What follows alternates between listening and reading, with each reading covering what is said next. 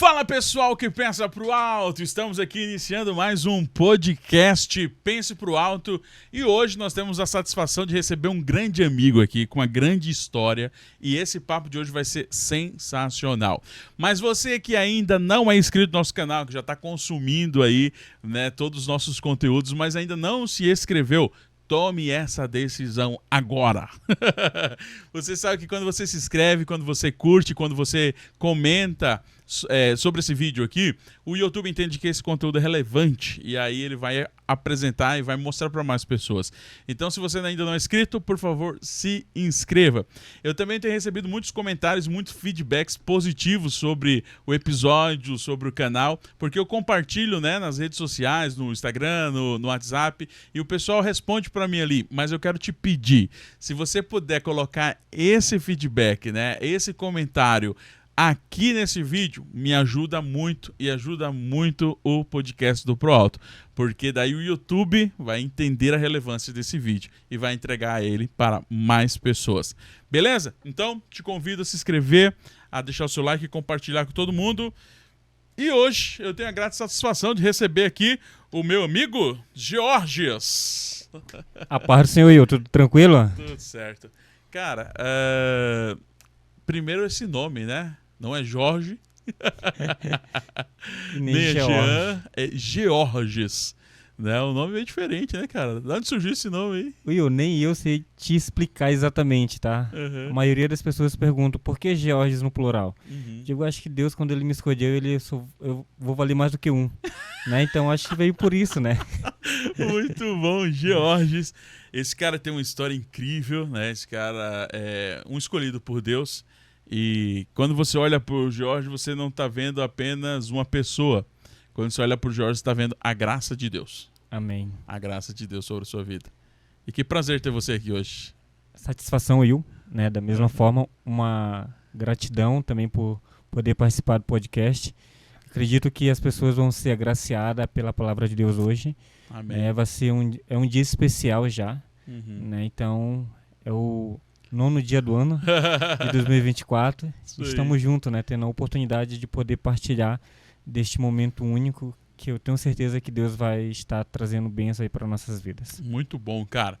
E tudo isso aqui, gente, acontece e tem acontecido porque nós temos pessoas que acreditam nesse projeto.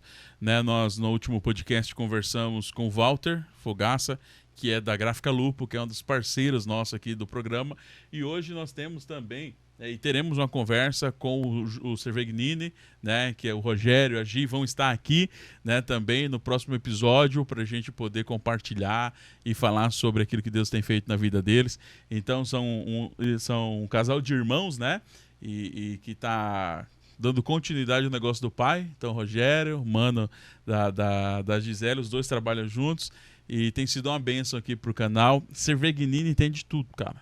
Tem de tudo lá que você pensar, né? Materiais hidráulicos, elétricos, ferragem. E desde já eu quero agradecer aí o Rogério pela disponibilidade que nós estamos recebendo aqui, né? Estamos recebendo aqui em Bento Gonçalves, esse episódio vai no ar na sexta-feira, então estamos recebendo amanhã, sábado, um grupo de missionários, adolescentes e crianças, né? Com os seus líderes aqui em Bento Gonçalves, do Jovens com a Missão, da Jocum. E o Rogério Cervegnini está colocando chuveiros ali no colégio que a gente conseguiu para deixar esse pessoal hospedado. Então é sempre um parceirão. Então você que está precisando de material elétrico, hidráulico, né, ferragens, passe na Cervegnini, que lá eles têm. Lá no bairro Santa Marta, né, no Santa Helena, perdão. O shopping do Santa Helena. A Gráfica Lupo também é uma parceira nossa aqui. Né, está com a gente, do Walter, né, esteve conosco no último episódio. Se você não assistiu o episódio sobre a história da Gráfica Lupo, sobre a história do Grupo Fogaça, do Walter, né, sobre empreendedorismo com propósito, né, você pode assistir, tá aí, né, o vídeo que nós deixamos, o podcast que a gente gravou semana passada. Então a Gráfica Lupo você encontra tudo ali de comunicação e gráfica e comunicação visual, né? Tudo que você precisar, cartões, adesivos, banners, enfim, né? Os caras têm de tudo e com muita qualidade. Também a Lazarotto Stella está conosco e eu quero entrevistar aqui também, quero trazer aqui o Fábio Lazarotto, que é um parceirão. Grande né? amigo, grande amigo. Grande amigo, né? Que tem também abençoado muitas famílias através do seu negócio aqui em Bento Gonçalves e em Garibaldi também, né? Então ele tem loja nessas duas cidades. e o Fábio tem sido um parceirão aqui também do Pro Alto. Então, que você pensar em telas, cercamentos, estruturas, nessa parte aí, né, de telas, pode contar com o Fábio. É só chamar o Fábio Lazarotto. É só chamar o Fábio Lazarotto que ele resolve. Gente, bom, aqui eu sempre faço uma pergunta para a gente iniciar, Jorge, o podcast, que é como você conheceu Jesus, né? Como foi o seu encontro com Jesus. Eu quero só antecipar, porque quando eu fizer essa pergunta para ti, tu vai começar a contar o teu testemunho. O Jorge, gente, ele foi o personagem, né, de um teatro que nós fizemos, né, com a UADBG, com os jovens aqui da Assembleia de Deus Bento Gonçalves. Quando ele me contou a história dele, eu falei, cara, a história dele é sensacional, sua história é sensacional. Então, e aí me veio a ideia de escrever uma peça de teatro, né, que o Jorge, então, pelo pouco que eu conheci da história dele, que ele fez um resumo, e aí a gente começou. E aí o tema dessa peça de teatro foi O Menino e a Graça.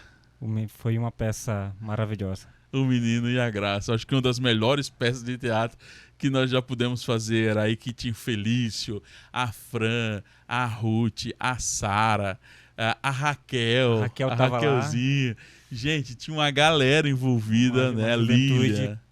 Muito boa. Muito legal. E o final, Jorge com o grande finale, né? Então, essa peça foi inspirada, foram personagens fictícios.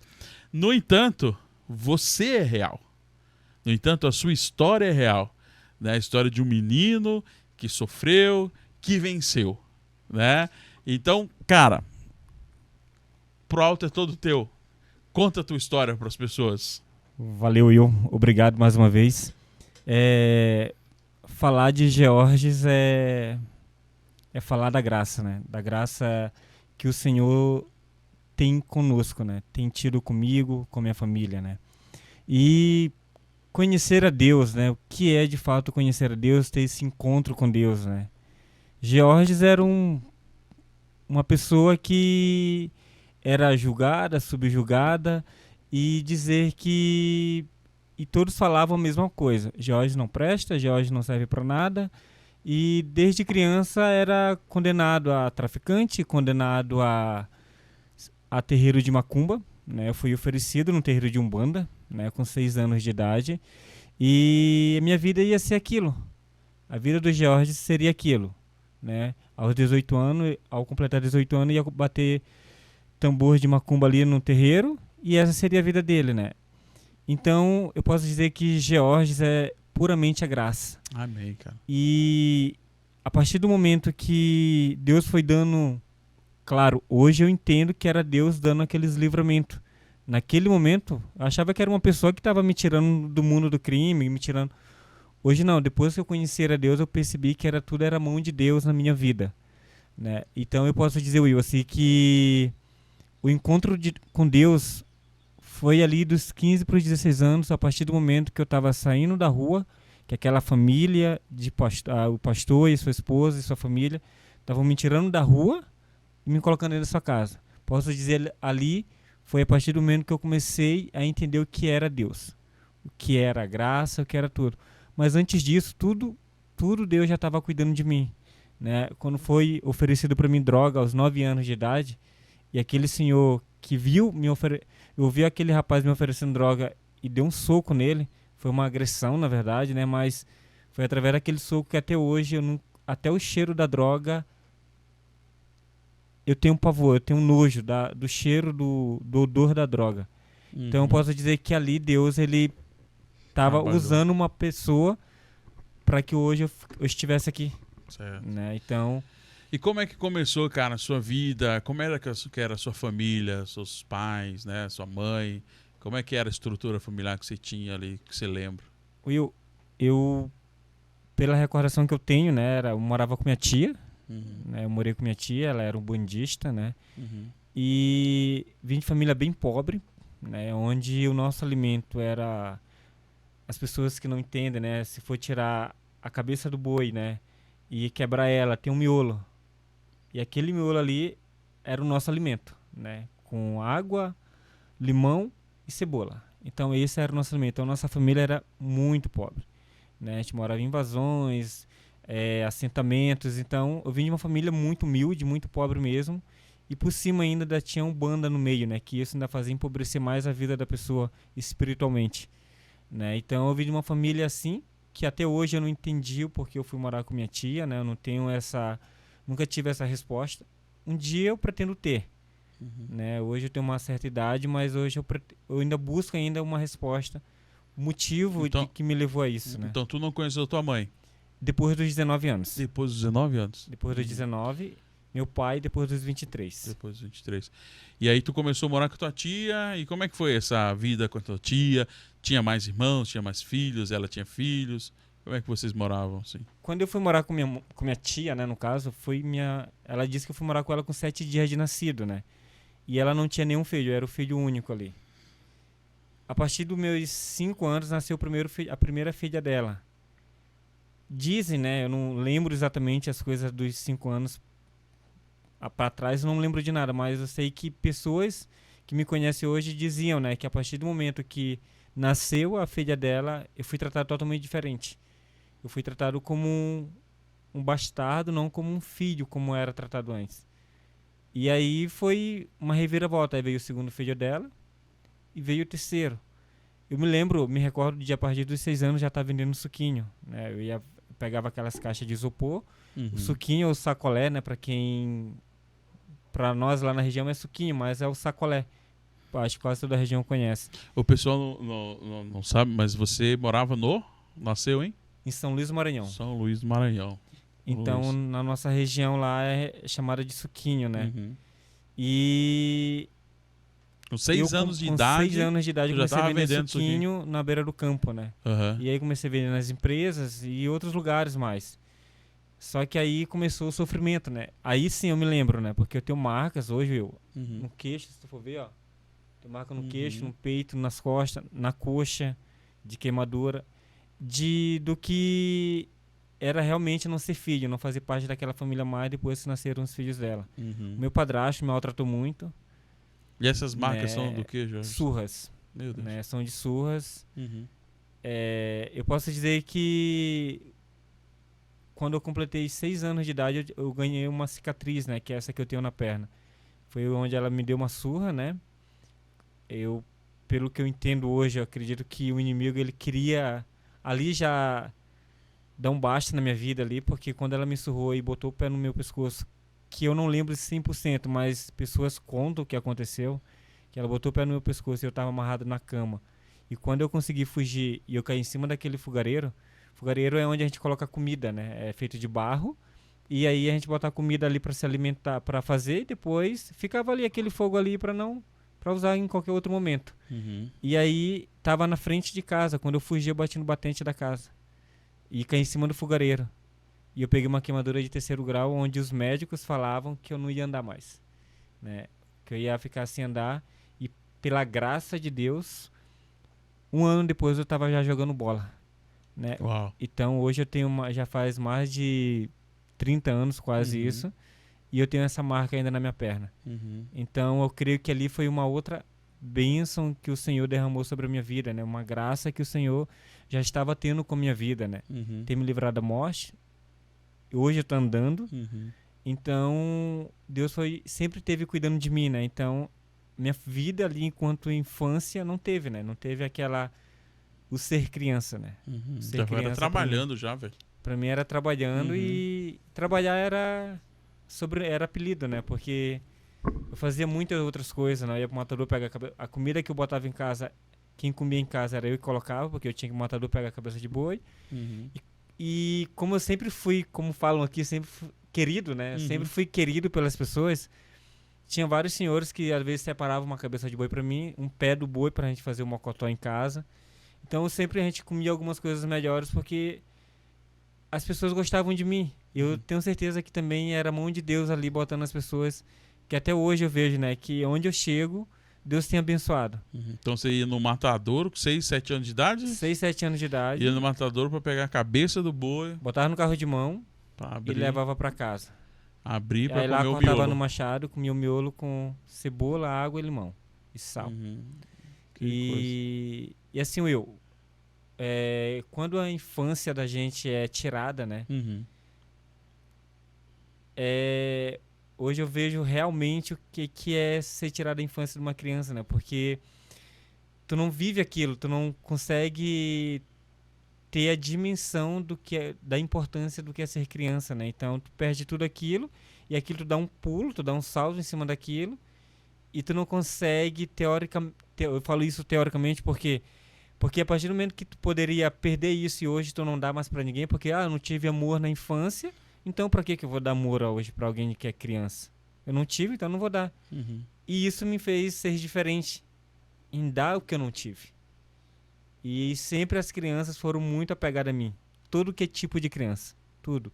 Menino, menina, médio, adolescente. Então sempre eu tive esse apego, né? E hoje eu tenho uma criança. Hoje tem seu filhinho, né? A graça de Deus na nossa vida e é isso aí. Eu dou o que eu posso pra ele em termos de amor, carinho. E eu vou dar, pretendo dar até Deus permitir ali. Cara, eu sei que pra gente poder falar sobre isso e pra você poder abrir aqui pra galera do Pro Alto a sua história, você sempre precisa estar curado, né, cara? E para contar uma história tão séria, né, de ter a sua infância roubada, enfim, sofrer violências, a gente precisa estar curado, né? Então só pessoas que só possam mexer em feridas que estão cicatrizadas, porque senão dói e isso desanda a sua vida, né? Sim. Então eu creio que essas cicatrizes, né, pelo tempo que eu te conheço ali, estão muito bem resolvidas na sua vida e que bom que você conseguiu canalizar isso para uma coisa boa, para ser um bom pai, um bom esposo. Hoje você tem uma esposa, né? E rapidinho só, te cortando, desculpa. Só para ter a sentença dada, né, no caso de que foi já cicatrizada, é que essa minha tia teve aqui no Rio Grande do Sul. Olha aí. Esteve aqui. Tava visitando ali meu irmão, que é meu irmão de criação, no caso, que é filho dela, né? E ela teve ali e ela não tava se sentindo muito bem lá, né? E não foi ela que pediu pra ir lá pra casa. Eu senti e pedi, Sara não quer ficar lá em casa um tempo, uma semana, uns 5 dias, uns 3 dias lá, pelo menos pra ver o Pedro lá, tudo certinho. Ficou 2 semanas lá em casa. E depois ela falou pra minha esposa, né, que foram os maiores 15 dias da vida dela. Uau, olha só, né? Então é isso aí. E, cara, eu lembro que no teatro a gente fez um episódio assim, muito marcante, que foi o episódio dos ovos, né? Cara, como é que foi isso? Conta isso aí pro pessoal, porque é um negócio muito...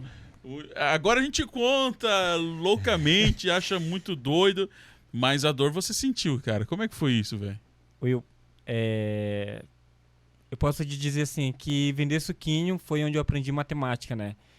Era um sofrimento da infância, que a gente diz, né? Porque era um trabalho infantil. Mas foi onde eu aprendi matemática, onde eu amo matemática, né? Porque foi através desse vender suquinho que eu aprendi a matemática ali do dia a dia. E toda vez que eu saía para vender suquinho, se eu não vendesse tudo, eu apanhava. Se eu vendesse tudo, tranquilo, né? Se faltasse 1 centavo, eu apanhava. Se eu levasse mais do que que ela tinha me dado ali, que o suquinho era 10 centavos.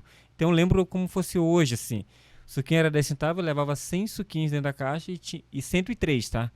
3 era pra mim comer e durante todo o dia, tá? Tinha que vender aquilo durante todo o dia e aí tinha 103 suquinhos, comia 3 e vendia 100. Então tinha que levar pra casa R$10 todos os dias. Eu tinha que vender tudo. E certa vez eu fui vender suquinho lá no bairro da minha avó, parte do meu pai, que no caso era meu padrasto, né? E aí eu já sabia que ela vendia suquinho, né? Então, eu sabia onde ela botava as moedas, tudo, né? E aí eu fui vender suquinho lá, uma sabia empresa que a sua próxima. avó vendia também. Vendia suquinho também. Ela vendia suquinho. A família benzetora vendia suquinho, né? E aí tu sabia onde estava o E eu dinheirinho sabia dela? onde estava o dinheiro numa lata de Guaraná Jesus. Guaraná Jesus. Guaraná Rosinha Jesus. Aquele. Rosinha. E aí eu fui vender suquinho, como era empresa, né? Tinha uma empresa por nome Sevenger. Nunca me saiu o nome dessa empresa porque foi aquele marco ali, né? Fui vender suquinho lá e como era muito peão, muita gente no meio da empresa lá procurando emprego, comecei a vender suquinho, muito calor e todo mundo começou a meter a mão. Meter a mão e pegando suquinho e estavam me dando dinheiro ali, tá? Eu dando troco, pode ser que eu tenha dado o troco errado, pode ser que alguém tirou e não me pagou. Eu só sei o valor exato, R$1,45. Faltou R$1,45. Na minha conta, quando eu cheguei, sentei na pedra, né?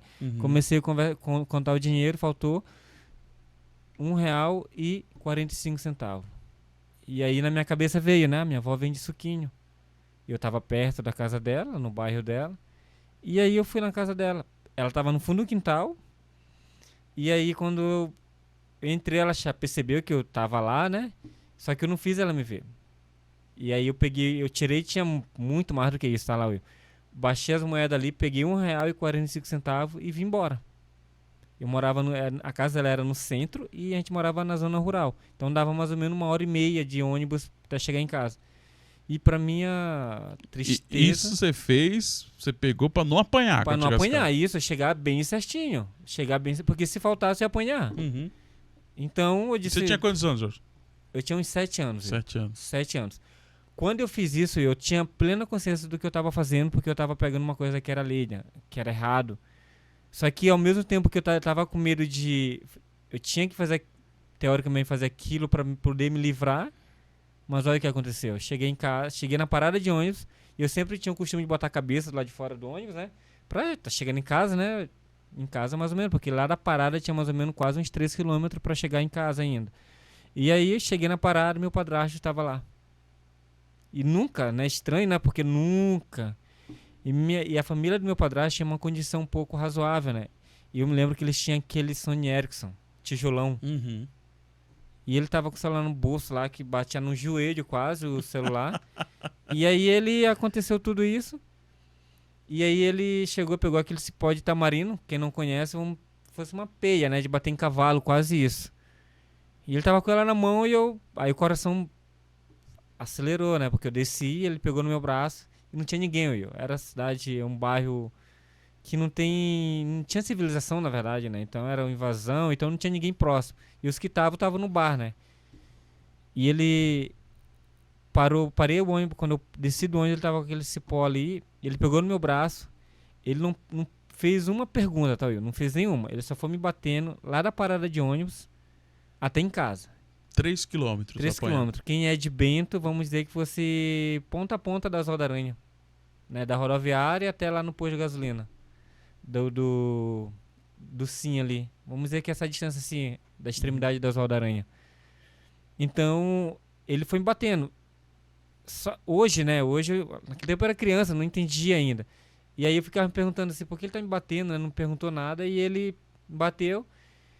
Quando eu cheguei em casa, eu disse, agora eu vou... No meu subconsciente ainda tinha como pensar, ficou marcas, tá? Então eu tenho essas marcas nas minhas costas. Uma foi essa, tá? Uma foi dessa. E aí eu disse assim, eu vou chegar em casa e não vou apanhar mais. E quando cheguei lá, ele pegou 3 ovos, assim, ó. Cozido, quente. Quente. Um nessa mão esquerda, um nessa mão direita e um na minha boca. E depois ele falou, depois que estava essas mãos, ele segurou, não deixou tirar, ficou preso assim na minha mão e na minha boca. E ele só disse assim, ó, daqui é pra nunca mais tu roubar o que é dos outros. A única coisa que ele falou foi isso. Ele não tinha me perguntado se eu tinha roubado. Ele não disse pra mim não fazer mais nada.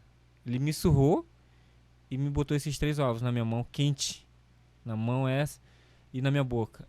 Eu fiquei uns 2, 3 meses sem poder comer direito. Minha mão sem poder pegar.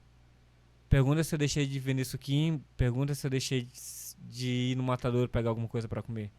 Tive que fazer do mesmo jeito. E aconteceu aquilo e foi a melhor forma pra mim não roubar? Foi a pior forma? Não sei. Mas a forma que ele usou, tenho certeza que não é humana. Não é humana. Então, aconteceu aquilo, foi horrível. Eu trago isso pra mim hoje, né? Porque eu digo assim, hoje eu digo pra mim assim, né? Pra mim não pensar coisas ruins, né? Uhum. Eu digo assim, acho que foi a forma pra mim não ser ladrão. Uhum. De uma forma ruim, mas desumana, né, cara? Desumano. Foi... Meu Deus. E aí, tipo, hoje você vê situações dessas, eu não consigo imaginar, sabe? É uma coisa assim, a gente pega um ovo cozido e já tem que descascar rápido debaixo da água, né? Agora você segurar isso na sua boca, cara, como é que... como é que foi isso, cara? Hoje eu... Né, 7 anos, hoje mano. Eu fico sorrindo assim, né? Mas eu adoro ovo, tá, Will? Eu como 4 ovos por dia, tá? Mas todas as vezes que eu como ovo, eu lembro da cena. Eu imagino.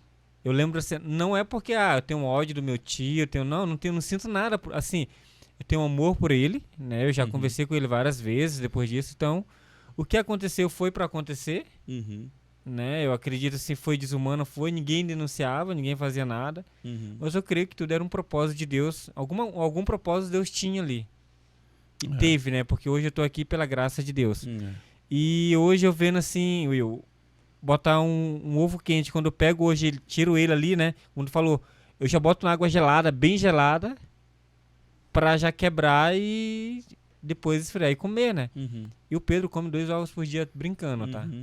Então eu fico pensando assim, hoje eu vejo o meu filho assim e fico pensando assim,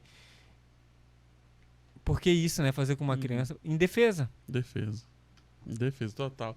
E aí, meu amigo, como é que você foi parar na rua depois disso? Assim, você tava lá mesmo nessa agonia toda, né? E como é que você foi parar na rua, cara? Foi meses depois do que aconteceu isso, tá, Will? Foi logo meses, foi mais ou menos 4, 5 meses depois disso.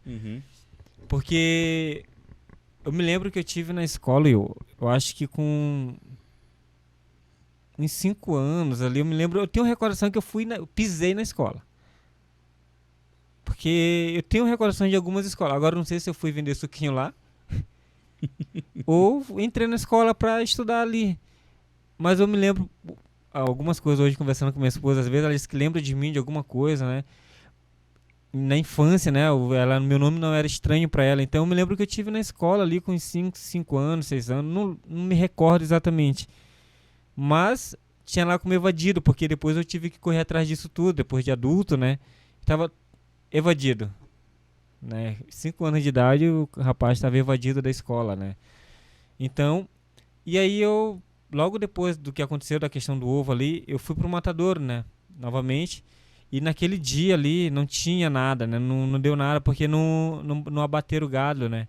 Não teve abatimento de gado. E aí naquele dia eu me lembro que eu comi lá no matadouro, ele fazia aqueles comida lá e me deixava farinha, né? Farinha de puba, né? Quem não conhece é a farinha da mandioca, só que é aquele caroçudo mesmo. E boa, muito boa. E comi aquele farinha com um pedacinho de carne lá e fui pra casa. Era umas 7 horas da noite. 7 horas da noite já é noite bem lá no Maranhão, né? É muito escuro já. E aí eu fui pra casa pensando que eu ia dar de desculpa porque não tinha comida. Meu padrasto estava em casa, minha madrasta, minha tia no caso estava em casa. E eu cheguei por detrás da casa, nossa casa era de taipa, casa de barro, né?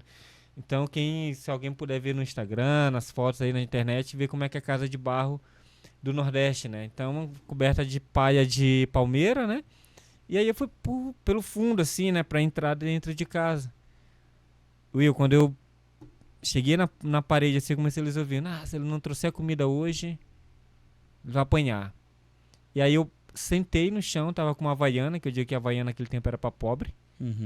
E aí eu tava com minha Havaiana, um shortinho branco e tava com uma camiseta regata branca também. E aí no varal tinha mais uma camisa minha, né? E uma debaixo da comieira da casa eu peguei 2 camisas, botei dentro de uma sacola branca e eu disse pra mim mesmo que eu não ia apanhar mais deles. E uma coragem de criança de 7 anos para 8 anos quase ali. Eu não sei o que me deu, eu só disse que eu não ia mais e ia fugir. Pra onde? Morar debaixo do viaduto porque não conhecia muita coisa, só pegar o ônibus, naquela hora não tinha mais ônibus. Pra mim pelo menos ir pra longe deles ali, eu queria estar o mais longe dele possível. Assim, eu queria estar longe dali, não sei o que ia acontecer.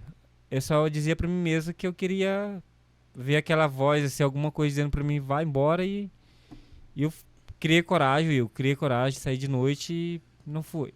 Fui pra debaixo de um viaduto. Saí de casa ali. Naquele dia eu saí de casa e eu me lembro que eles andaram atrás de mim pra me buscarem ali da rua umas 2, 3 vezes. Eu sempre fugia deles, né? E depois nunca mais. Nunca mais. As pessoas diziam que ele andava atrás de mim só pra me surrar, tudo, e eu sempre fugindo deles. Conheci, né? Tive um amigo por nome Melk. Eu digo assim que a mãe dele era traficante, né? A mãe dele naquele período era traficante pesada, porque não era como facção hoje, mas era uma daquelas que eram respeitadas ali por cuidar de droga, tudo. E eu fiz amizade com o Melk.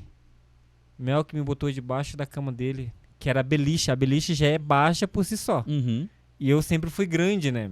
Eu tinha 7 para 8 anos, mas parecia que eu já tinha 10. Eu era muito alto, sempre fui alto. E ele me botou debaixo da cama dele, Will, assim, ó, por 3 anos ou mais, assim. Escondido da mãe dele. E ele me dava num prato, assim, ó, comida.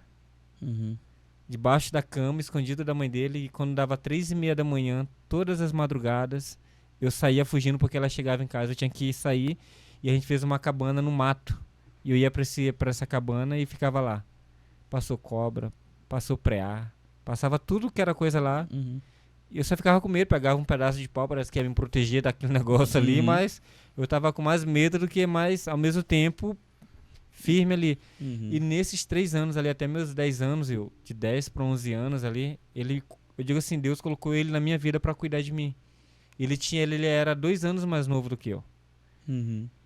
E todo mundo dizia que eu ia ser traficante. Quando eu andava junto com ele, ele tinha uma coisa, vamos dizer, tu vai ser traficante porque a mãe dele e vai levar vocês todos pro tráfico. Então todo mundo dizia, eu morava do lado do presídio também, né? Eu dormia, comi várias vezes comida do presídio e me alimentava ali, os policiais me davam sobra de comida, então eu sempre fui alimentado assim, por outros.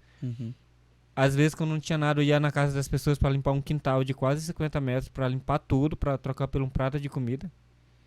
Então tu imagina, tu limpar um quintal de 10 por 50 para ganhar um prato de comida. Mas graças a Deus eu sempre ofereci primeiro o meu serviço para depois ganhar alguma coisa. E eu faço isso até hoje. Eu ofereço para depois ganhar. Então eu penso, e naquele período ele cuidou de mim, o Mel, que ele me deu comida, tá? E depois a gente separou. Né? Eu fui morar em outro bairro e ele sempre dizia para mim uma coisa: a gente nunca vai ser isso. Uau. Ele dizia assim, a gente nunca vai ser traficante, a gente nunca não, neguinho. Ele me chamava de neguinho, né? Neguinho, a gente nunca vai ser traficante, a gente nunca vai ser, não, a gente vai dar volta. E depois a gente separou, né? Se separou, a vida deu volta, a gente separou e naqueles períodos ali que eu fui depois para outros bairros, eu comecei a vender vender cremosinho, né? Que é num pacotinho, num saquinho, né? Tipo iogurte, né? Isso, tipo iogurte, picolé. Peguei e você morava onde? Você foi para outro bairro? Pedrinhas. Porque eu morava na Collier. Tá, mas aonde? Em que lugar? Tipo, tu foi para outro bairro? Lá na própria zona rural. Tipo, como é que é... Não, tranquilo. Mas eu digo, você não tinha casa? Não, eu morei sempre na rua. Morou no outro bairro na rua? Na rua. Eu morei sempre na rua. Lá na Collier eu morava onde? Dormia na cabana. Dormia, às vezes, quando molhávamos, chovíamos.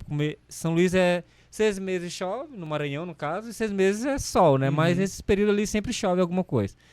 E aí, eu morava onde? Dormia onde, principalmente? Na cabana, quando chovia muito forte, eu dormia debaixo do viaduto. Ou então, eu dormia naquelas casas que eu achava um luxo, tal, quando tu tinha casa e tinha uma sobra, tipo uma... Como é que eu posso te falar? Uma marquise? Tipo uma marquise, só que grande, né? Fechada ali, sim, né? E um quadradinho, só que era muita segurança, né? Porque botava um pedaço de tábua pra fechar, né? Sim. Só que quando chovia, molhava, né? Como um vento, né? Molhava ali a parte da marquise. E eu botava aquela lona ali, palha junto, e dormia embaixo ali, meio que escorado, né? Eu dormia meio que escorado aqui, porque eu sabia que quando chovia, batia água, não me molhava. Batia, o vento vinha aqui, né? E aí eu sempre fugia daquilo. Graças a Deus lá não faz frio como aqui, né, Will? Eu imagino. E aí você foi morando nesse outro bairro, e aí como é que foi o teu encontro com Deus? Eu acho que a gente tá chegando perto agora, né? É isso aí, Will. E é nesse bairro. Nesse bairro. Ali eu já tava com quase 12 para 13 anos, né? Quando eu tava indo para aquele bairro chamado Pedrinhas, que é conhecido pelo bairro, mas por causa do presídio ainda, né? Pedrinhas, quando fala Pedrinhas, é o presídio quase. E aí eu vendia sacolé, vendia também cremosinho e vendia as coisas ali, vendia pão, né, eu também. Saía para vender pão todas as manhãs de madrugada e deixava os pães na sacola e botava na casa dos clientes, né, porque eles deixavam o dinheiro no buraco do tijolo e eu botava a sacola, né. E nenhuma dessas sacolas ali que eu deixava era um pastor Martins, né. Então o pastor Martins comprava pão da minha mão, o pai do Felipe. Nossa, Miguel. E aí eu saía, né? Só que aí foi um primeiro ano, segundo ano naquele bairro, depois eu tava fazendo meus 14 anos. Enfim, completei meus 15 anos eu ali, né? E continuava morando na Continuava rua. morando na rua, normal, sempre morei na rua. Só que dos meus 14 para 15 anos eu fui dormir na casa do moço da padaria, o dono da padaria, né? Eu dormia lá já na casa dele não, na padaria, porque tinha padaria, eu dormia entre o balcão e onde fazia os pães. Então eu dormia naquele cantinho ali, era meu cantinho. Tinha muita roupa? Não, só tinha duas bermudas, mais 2 bermudas que eu tinha adquirido. E aquela regatinha minha, ainda servia minha, ainda apertadinha ali. Parecia que eu fazia academia, não. É que eu sempre fui magricelo mesmo. A camisa que já estava apertada, na verdade. E aí, Will, aconteceu o quê? Que aí eu conheci, eles eram irmão da igreja lá. E aí eu conheci o Felipe, jogando bola, brincando ali de bola. Naquele período ali de meus quase 15 anos. Aí, certa vez, o Felipe me convida para ir na igreja. Né? Eu tava ali mais indeciso do que eu ia fazer da minha vida mesmo, né? E aí, ele me convidou para ir na igreja. E eu disse, mas eu não vou na igreja. Como que eu vou na igreja desse jeito? Só tem uma chinela. E tinha um perfumezinho lá, que foi o primeiro, foi o Musk, né?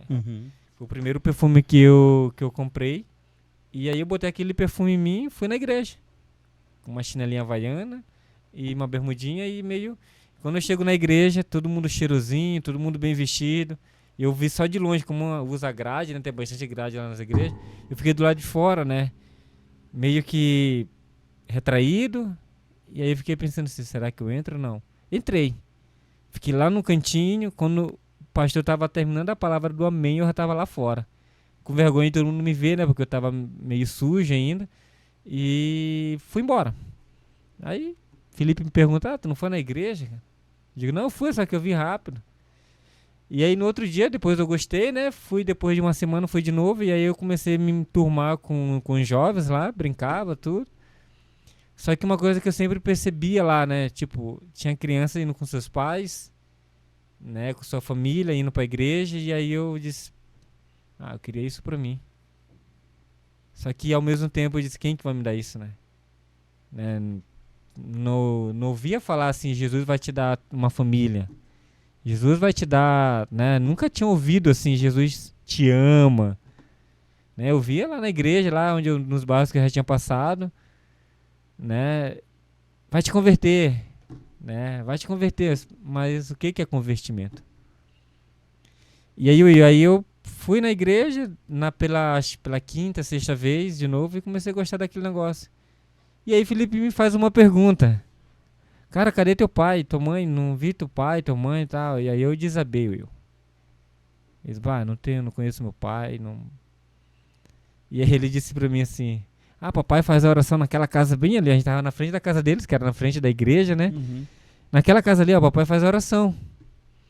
E lá tem um quarto, uma sala e tem um banheiro ainda e dá pra tu dormir lá, pede lá pra tu dormir. E eu disse, tipo, 2 adolescentes conversando e um me oferecendo moradia, que ele é bem mais novo que eu, ele é 2 anos mais novo do que eu. E aí eu disse, tá, eu vou lá, só que eu falei aquele sabendo que eu não ia, tá? Eu sei que eu não ia, quem que vai me dar moradia? Eu não era 100% já morador de rua. Eu dormia numa casa ali, mas que todo mundo não gostava de mim ali. O filho deles um era usuário, né? Então pegava minhas coisas, então eu tinha pavor disso. Então, teoricamente, eu estava metade rua, metade trabalhando ali. Eu trabalhava para ganhar um espaço, né? E ganhava R$10 por semana para trabalhar para eles, né? Então também não era fácil o negócio. E aí 2 dias depois, eu disse, pai, eu vou lá. Criei coragem e disse assim, eu vou lá pedir pra mim ficar pelo menos 3 dias naquela casa lá pra passar umas noites. Cheguei na metade do caminho e voltei, não tive coragem. Cheguei na metade do caminho e voltei, e aí eu no outro dia eu disse, eu vou. Fui. Tava exatamente no mesmo lugar que eu tinha voltado, vinha um pastor. Ele, ei, negão, tu vai pra onde? Que ele já me conhecia, que eu vendia pão pra ele, né? Aí eu disse, eu tava indo lá na sua casa. Felipe disse que você faz a oração numa casa assim, assim, assim, aí lá tem espaço pra mim dormir. Você deixa eu dormir lá pelo menos 3 noites? Ele disse assim, me espera lá no pé de mangueira lá que a gente conversa quando voltar dali. Tá, e aí ele foi, porque ele andava de bicicleta, né? E aí ele foi visitar um irmão nesse dia, né? Quando ele voltou, eu tava lá no pé de mangueira esperando ele, meio todo assim, encolhido, né, Will? Assim, meio retraído, com vergonha. E aí ele disse, tá, e cadê teus pais? Cadê tua mãe? Cadê... Porque se eu te botar aqui dentro de casa, vão dizer que eu tô te sequestrando, que eu tô fazendo alguma coisa. E tu sabe como é que é, né? Diz, eu não conheço meu pai, minha tia que mora em tal bairro, assim, assim, assim. Mas eu queria pedir só 3 noites pro senhor. Pedir assim, ó, me dá só 3 noites pra me dormir. E aí ele disse, só 3 noites? E eu disse, sim. E aí ele, tá, então vem, traz suas coisas aí. Não, já tá com minha sacolinha aqui, já tá aqui minhas coisas. Só isso? Eu digo, sim. Então tá, tem ali, ele me mostrou uma cama, tinha uma cama lá, tinha quarto, banheiro, tudo. Eu disse pra ele, eu tô numa mansão, né, porque eu não tinha nada disso. Meu Deus. Não tinha nada disso, um Uhum. quarto, um banheiro, um espaço pra dormir, não tinha nada disso. E aí, daquelas 3 noites, foi na segunda noite. Na primeira noite que eu dormi, ele foi lá em casa, 3 horas da manhã, não, 5:30 da manhã me chamar, né? Pra acordar pra ir vender pão, né? Porque eu passava 5:30 lá, mais ou menos 6 horas, eu passava pra deixar o pão, né? Quando ele chegou lá, ele disse que não tinha me visto, né? Ele conta que não tinha me visto mais. Eu disse, não, porque eu saí 3 horas da manhã pra ir assar pão, né? Eu tinha que assar o pão e depois vender. E aí ele disse, pensei que tu tinha ido embora já, não gostou daqui. Eu digo, não, eu tinha que trabalhar e 3 horas da manhã eu tinha que estar de pé. Uhum. Então, fui. Na hora que eu voltei, na segunda noite que eu ia dormir lá, ele pegou minhas coisas tudo, botou dentro do quarto do Felipe e do Jonas, que ele tem 2 casais de filhos, né? Uhum. E me botou dentro do quarto dos filhos dele. Me deu uma cama, me deu um quarto, me colocou dentro da casa deles com 2 filhas. Uhum. E eu já tinha quase 16 anos naquele período. E hoje eu vejo assim, Will, naquele dia ali eu fiquei pensando assim, Deus é maravilhoso. Ó, Né? tu ganhou uma família. Deus é graça, assim, ó. A gente não merece nada, não é merecedor de nada, mas Deus tem tido graça com minha vida e com a sua vida também. Então eu queria assim, que Deus ele sempre cuidou de mim e tem cuidado. E ali, Will, e aí eu fui morar com eles. E aí sim, aí eu lembro que eu entrei na escola. Que a esposa dele é professora, é pedagoga. E aí ela me colocou na escola. Dias depois eu já vou me colocar na escola. Fui pra escola, fiz o EJA. Uhum. Tenho um carinho muito especial pelo EJA, assim, é muito especial mesmo. E depois fiz o ensino regular numa escola muito famosa lá de São Luís, pelo Sintra, né? Uhum. Eu falo o nome da escola porque era um orgulho de quase todos estudarem nessa escola. E eu tive o privilégio de estudar lá o ensino regular, o ensino médio regular, à noite. Né, que eu trabalhava durante a manhã e tinha que estudar à noite. Então, me formei depois ali e hoje eu tô aqui, tem o meu encontro ali, depois fui pra igreja, conheci a Deus, a real palavra de Deus. Quando eu vi falar que Jesus ama. Assim, pessoal, o amor de Deus, ele a gente compara o amor de mãe, né? Mas tu imagina o amor de Deus por nós, assim. O amor de mãe é muito especial e é grandioso. Na terra, né, o amor da mãe assim, é incomparável. Mas tu imagina o amor de Deus assim por nós. Eu não sei a tua vida, a tua história, eu não sei nada assim. Ó. Mas Deus, ele nos ama com um amor imerecido. Com um amor assim que a gente não entende, tá? A gente não vai entender nunca assim, o amor de Deus. Mas dai graça, dai glória a Deus, assim, porque Ele nos ama. A gente tem alguém, e esse alguém é Jesus, que nos ama com amor infinito. Uau! O menino, 6, 7 anos de idade, solto no mundo, encontra alguém que amou. O amou. É um pastor, uma família, um amigo. Trouxe para casa, encontrou o amor da família, foi estudar. Que massa, cara. Alguém influenciado pelo grande amor de Cristo. Quanta coisa boa acontece nesse mundo, né? Will, assim, Deus é lindo, né? Deus, ele só pede pra gente abrir a porta, né? Uhum. Ele só tá batendo, ele tá batendo ali na porta, ó. Toc, toc. Uhum. E ele só pede pra gente abrir, né? Fazer só essa decisão. Uhum. Cara, que lindo, que lindo. Hoje o Jorge está em Bento Gonçalves, estudou no Instituto Federal, Isso aí. do Rio Grande do Sul, o IFERS, se formou em pedagogia. Pedagogia. Em pedagogia, tem uma esposa, pedagoga também, formada em artes, né? Artes também. Em artes, um filhinho, E a outra... tem a sua empresa. É isso Cara, aí. como é que é isso? Como é que é viver essa bênção do Senhor, sabendo que teve todo esse histórico?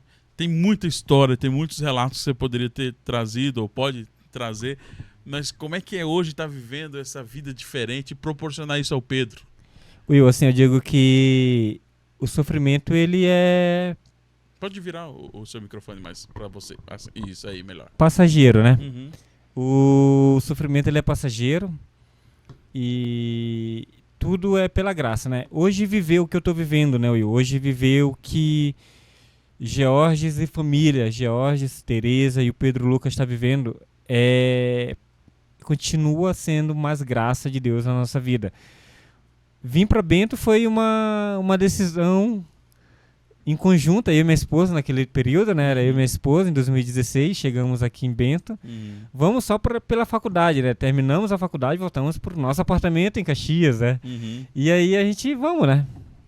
E eu digo assim, eu agradeço aqui primeiramente a Deus e também a minha esposa, né? Porque ter me informado, ela me deu muito suporte. Ela fez a segunda faculdade dela muito pelo apoio e suporte que ela queria me dar. Né, pela minha história, então ela queria muito que eu finalizasse também a licenciatura em pedagogia. E viemos para Bento, decidimos ir para Bento, não conhecíamos ninguém. Ninguém. Viemos para a igreja, o pastor Eliezer ali nos deu um suporte gigantesco, assim. A igreja, o irmão Neuri também, outro parceiraço, assim, que eu agradeço a Deus, assim, por hoje a gente está aqui também, devo muito a Deus e a eles, né, a família do irmão Neuri. Então, assim, viemos para Bento, né? Chegamos aqui, começou a faculdade, aí veio os perrengues, Veio os perrengues aqui, outro ali. Eu trabalhava em Caxias ainda, tinha que ir todo dia para Caxias e vim para a faculdade. 5 horas da manhã tinha que estar pegando um ônibus para ir para Caxias. Minha esposa não estava empregada ainda, né, aqui. E aí naquele corre, depois ela conseguiu o estágio, aí foi passando essa tribulação ali. E Deus foi dando graça, e a gente a pé, correndo, subia morro, descia morro. E vamos, Deus foi dando graça, passou o primeiro ano, no segundo ano eu ia desistir, Will. No segundo ano eu disse, vamos desistir porque não vai dar muita correria, a gente não vai... E ela ali, não, Jorge, vamos. Quando era ela que queria desistir, vamos de Tereza porque vai dar certo. E aí ela se formou, eu me formei, graças a Deus.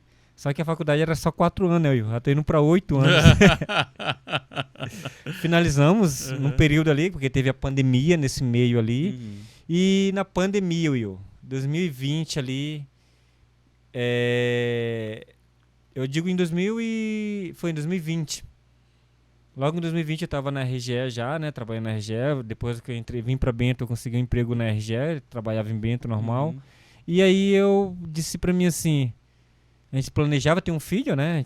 Só que a gente dizia, com essa pandemia, com tudo isso, vamos terminar a faculdade e depois a gente planeja um filho, né? E aí eu fui fazer uma viagem pela empresa, pela RGE. Tava lá em São Leopoldo, nunca vou esquecer esse marco ali. Em março ali, tava lá e Tereza disse, Jorge, eu tenho uma surpresa pra ti. Eu, sério? Ela tinha feito vários testes, né, ali, e aí descobriu que estava grávida, né? Só que ela só me falou que tinha uma surpresa, né? Eu pensava que era outra coisa, tá? E aí ela chegou em casa e me deu a camisinha lá, bem-vindo, né? Você é o novo pai do ano. E aí, Will, aí bateu nervosismo, bateu sufoco, bateu pressão, bateu o coração, bateu a milhão de alegria, de saber como ia lidar, de tudo isso, né? Então, veio aquele turbilhão de adrenalina ali ao mesmo tempo, né? E fui pros braços de Deus, né? Pedir graça, porque o que é ser pai, Então, nem eu, nem ela, a gente não tinha nenhuma experiência antes. E aí veio Pedro, né? Pedro nasceu no ano, não digo no ano da pandemia, né? Mas foi uma bênção que veio na pandemia para nós. Né? O Pedro veio ali em outubro, nasceu em outubro de 2020, né? E eu digo assim, que aí a partir dali eu comecei a pensar diferente. E aí eu comecei a pensar, Eu já pensava antes de ter uma empresa, pensava em ter meu negócio próprio, mas sempre dizendo, uma pregação eu vi um tempo atrás, ou muito tempo atrás, na verdade, foi 2011, 2012, ali antes de vir pra Serra, que Deus tinha um projeto na minha vida, na vida de Teresa. Foi em 2012, porque logo quando eu comecei a namorar com ela, Deus tinha projetos pra nós, a gente era só namorado ainda, tava se conhecendo, e os irmãos falavam que a gente tinha projeto, outras pessoas que não eram nem cristãos falavam assim, vocês são um casal que são uma bênção, vocês se combinam, e Deus tem bênção pra vida de vocês. E aí veio um monte de tribulação, um monte de sufoco, tudo, e pensando assim, Deus vai ter alguma coisa pra nós. E um projeto que a gente sempre gostou muito, eu sempre amei e amo muito, que é a obra missionária. E eu disse assim, eu acho que a gente vai pra missão, né? Eu sempre pensava assim, né? Ser missionário, ir pra fora, assim. Uau, ser missionário lá na China, lá no Japão, Pensava isso, assim, pra nós. E hoje eu entendo, Will, assim, que o que Deus tem colocado em nossas mãos, a gente já tá fazendo missão. E meu desejo antes sempre foi de levar um dízimo abençoado, bem gordo pra igreja. Me lembro que minhas ofertas, meus dízimos eram... Não fazendo comparação, né? Naquele tempo, não comparação, mas eu queria assim, eu quero abençoar mais a obra de Deus, então eu pedia para Deus sempre assim, oportunidade de poder ofertar mais, de dizimar mais, de abençoar a obra de Deus, de alguma forma. E mais aí com aquele pensamento que era a obra missionária, que eu tinha que ir pro campo.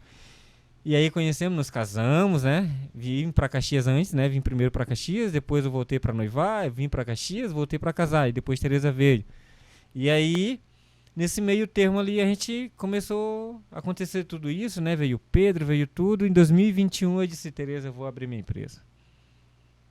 E aí ela sempre foi muito parceira. Minha esposa, ela é mais pé no chão, mais calma, mais tranquila, assim, ó. Ela não era aquela, vamos, não. Ela, mas assim, na hora da decisão, a gente decidiu junto, né? Em ter a empresa nossa. E aí eu disse assim, vamos abrir uma empresa, porque eu sempre trabalhei com pintura, né? Faz mais de 10 anos que eu trabalho com pintura, né? E aí eu disse, quando o Pedro nasceu, eu fui na empresa da RGE e disse assim, em janeiro, tá? Em janeiro de 2021, eu disse, eu tô saindo da empresa ano que vem. Eu falei, eu já comecei a conversar com meus chefes, tudo, em 2022 eu saí da empresa. E aí quando deu janeiro de 22, eu disse assim, no final do ano de 2022 eu saio. Informei, pedi para fazer um acordo, não dava para fazer acordo, tudo, enfim. Só que eu comuniquei à empresa que eu ia sair no final do ano. Avisei no começo para sair no final, tá? Né? E aí tudo certinho, a empresa aceitou tudo bem certinho para me sair. E abri a empresa, né? Em 2021 abri o SIM ali, o Simples ali para mim. Registrei tudo, CNPJ, tudo, e aí no ano seguinte eu decidi. Só que nesse ano seguinte foi o Pedro, né? Assim, veio o Pedro tava pequeno e Deus estava... E eu vinha com aquele medo. Estava saindo da empresa, mas com aquele medo assim, será que eu saio mesmo? Será que não? E aí tu ouve aquelas palavras. Tu tem uma garantia, a RG é boa, a empresa é boa, tu tem ali o teu certinho. Melhor tu ficar nos teus biscates e fazer extra e depois ficar no teu fixo. Bate o medo, porque tu fica naquela garantia da empresa e tem todo mês, né? Tu tá baseado ali na CLT ali, pela lei que te... É a estabilidade, né? A estabilidade. E aí Deus abriu a empresa, Deus abriu, deu graça ali, saí da RGE, graças a Deus pelas portas da frente, eu pedi conta mesmo, né? Saí sem nenhum direito ali, né? Aqueles direitos normais que tu tem quando tu sai, que a empresa te manda. A empresa veio... Passamos alguns perrengues no primeiro ano, que foi o ano passado ali, 2023, foi o primeiro ano da empresa mesmo só. Mas Deus nos abençoou, nos deu graça. E assim, ter hoje um negócio próprio, ter a sua própria empresa, ter uma renda, graças a Deus, abençoada, e olhar para trás, eu digo assim, Deus, a gente é rico. A gente é rico da graça de Deus. A gente tem uma condição hoje que a gente pode oferecer umas coisas bem melhor, principalmente educação para o Pedro, né? Oferecer Jesus para o Pedro, né? Dar isso para ele, dar esse privilégio para ele, que onde eu não tive na infância, né? Hoje tu conhece o Pedro, aí tu vê que ele é bem ligado. O Pedro... É um amor, né? Um carisma, Pedro um carisma que ele tem. E assim, né? Ele reflete exatamente o que a gente é, né? Olha só. ele reflete, e a gente tem uma camisa, né, Ctrl+V, Ctrl+C, Ctrl+V, né? Então a gente quer, como você pregou domingo, né? Domingo. Sobre exemplo, né? Uhum. O falar é bom, é legal, Uhum. mas quando tu dá exemplo, tu É. ganha, né? Não tem. Quando tu é o próprio exemplo, quando tu fala assim, a gente ser imitador de Cristo, é exemplo, né, meu? Então não tem. Então, hoje eu agradeço a Deus por tudo, assim, que Ele tem nos dado. A vida para Bento, assim, foi uma família que eu ganhei. Deixa eu só te interromper. Aqui está, né, Jorges Pinturas. Né, o Jorge me presenteou aqui com um bloco que ele deixa os clientes. Eu gostei muito dessa frase aqui, ó. Jorges Pinturas e Serviços esteve aqui para deixar a sua casa ainda mais linda, né? Então já vamos fazer aqui o merchan, se você precisar de serviços de pintura. Vai estar o Instagram do Jorge aqui na descrição do link, só para a gente fechar essa questão da empresa, né? Da sua história. Então, um menino que não tinha nada, não tinha nem onde dormir, hoje tem apartamento, tem um carro novo, que nós oramos por ele, abençoamos, tem uma esposa, tem um filho. Como Deus é bom, né, meu irmão? Deus é bom o tempo todo. Deus é bom, né? E, cara, estamos chegando no final do podcast aqui. Vamos ter que marcar um segundo, cara. Marcamos a segunda parte. Essa parte 2, né? E toda essa experiência sua aqui no Rio Grande do Sul, essa adaptação. E para concluir, assim, tipo, nós temos o Felipe agora aqui com a gente em Bento, né? É isso aí. Quando você me disse que o Felipe era aquele rapaz, né, da sua história, eu fiquei muito feliz de estar convivendo hoje com o Felipe, com a Tássila, os filhinhos dele. Então tá na igreja e de alguma forma eu pude ver a história real, porque eu conheci você, conheci a sua história, a gente fez aquela peça de teatro, trabalhamos juntos em algumas ações com adolescentes e depois eu conheci o rapaz que fez parte da tua história e hoje ele tá com a gente. E aí tem o Jorge aqui, aí eu tô vendo o Pedro crescer, vi o Pedro nascer. Então, que bom, eu sou muito privilegiado de ter visto o amor de Deus na sua vida. Pois é, né? Eu fico pensando assim, né? 20 anos depois, né? Exatamente 20 anos depois, Felipe aqui no Rio Grande do Sul. Onde hoje ele mora no apartamento que eu morava. Tu ajudou muito, recebeu ele, né? Isso, então assim, eu acredito assim, que Deus, ele nos dá uma oportunidade para fazer aquilo que ele quer, né, Will? Assim, eu penso muito assim, né, que o Felipe hoje, se não fosse ele, a gente diz, Deus, ele que organizou tudo, mas ele usou quem? O Felipe. Né, eu digo assim, ele usou alguém. Foi o Felipe. E quando o Felipe falou que ia vir pra cá, né, eu fiquei pensando assim, eu me lembrei do teatro, né, eu me lembrei do próprio teatro, assim, acontecendo. Né, Felipe, o filho do pastor ali, tudo. E aí, daqui a pouco tá chegando os pais ali pra fazer uma visita pra nós também. Ali tu vai poder também conhecer um dia aí eles também. Eu quero dar um abraço nele. E aí eu fico pensando assim, né, Will, a própria história tá ali. Que vença, tchê. E tudo isso está acontecendo, gente, aqui, todo esse papo acontece aqui no Pro Alto, tantas pessoas que têm passado aqui contado suas histórias, por causa desses parceiros que têm nos apoiado, né, Lazaroto Telas, nosso amigo Fábio, a Gráfica Lupo e também a Severgnini têm sido parceiras aqui do canal, parceiros aqui do podcast.